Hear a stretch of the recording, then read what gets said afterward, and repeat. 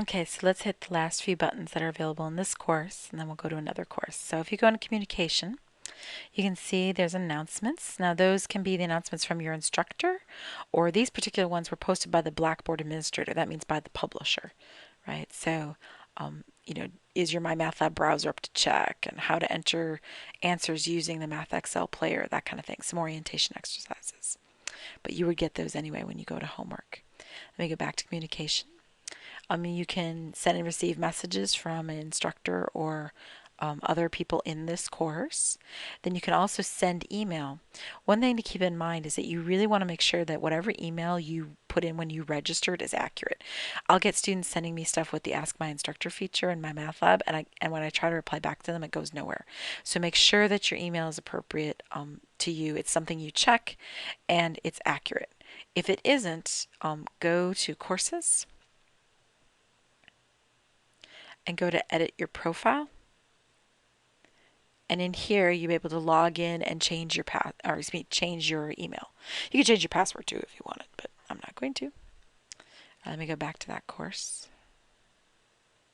Okay, so we saw communication is just email, essentially, for me. Staff information, that's me, the lead faculty. There I am in Milan, Italy, if you wanted to know. All right, so this is my information. It might be your instructor. It might be both the lead faculty and your instructor. Who knows?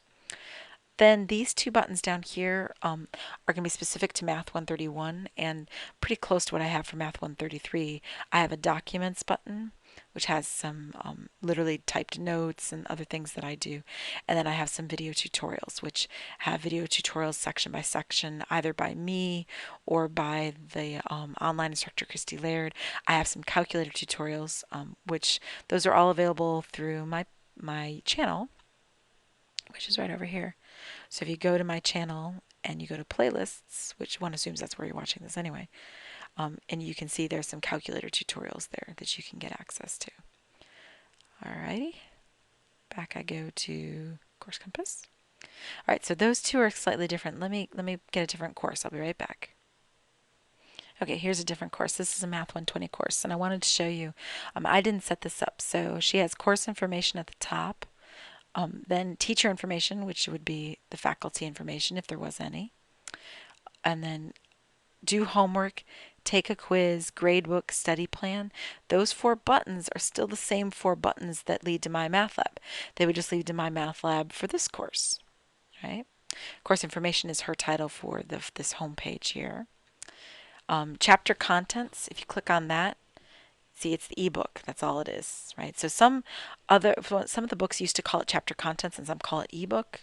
It's the same thing. Multimedia Library, same as before. There's no tools for success in this course. That's interesting. Click on communication. This lead faculty for this course left up a lot more things than I did. Like there's a roster and group pages. Most of this you're never going to use, especially in a face-to-face course, because it's more useful stuff for online students. Tools, if I click on tools, a lot of courses have this stuff still on, but honestly, you're never going to use any of this stuff. It's just totally not helpful to you. Right? And then installation wizard, a lot of courses will have that up. This is to make sure that your browser, your internet browser, like I'm working in Firefox or Internet Explorer or Google Chrome or whatever, have all the plugins and players that you need, like Adobe Reader and Java and all that stuff. So sometimes they'll leave it in, sometimes they won't. If you're stuck or it's not working, or if ever you run into any trouble whatsoever, my recommendation would be, I'll say it, I said it before, I'll say it again. Go to the support center. And yes, you can get there other ways, like with help and support, but this is the fastest way I found. Go to MyMathLab support, and then you're going to choose student support. And they have 24/7 chatting. I just chatted with them a couple days ago, and it was really quick and easy. And you can send them a question via email. You can search their internet database. I know they have a phone number around somewhere in this website too, so keep looking and you should be able to find it. All right, I hope that helped you figure out the basics of Course Compass. I will also be posting some soon for MyMathLab and how to work with MyMathLab. So see you then.